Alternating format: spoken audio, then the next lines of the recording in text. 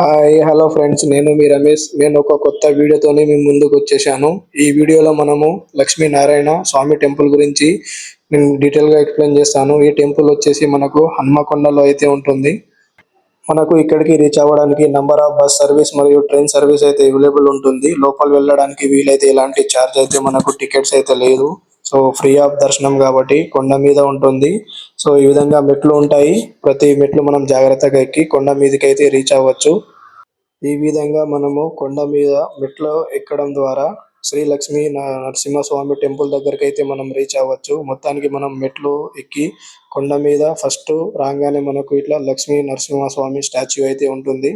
ఇది చాలా అద్భుతంగా ఉంది. మొత్తం కొండ మీద దీన్ని ఈ విధంగా ఎస్టాబ్లిష్ చేయడం.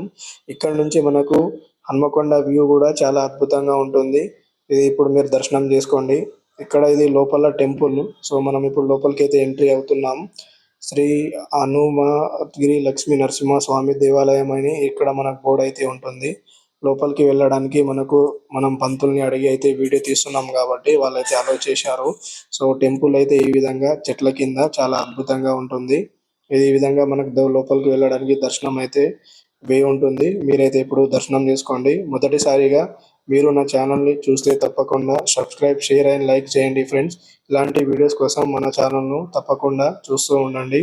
మనం దర్శనం చేసుకున్న తర్వాత బయటికి అయితే ఎగ్జిట్ అవుతాం.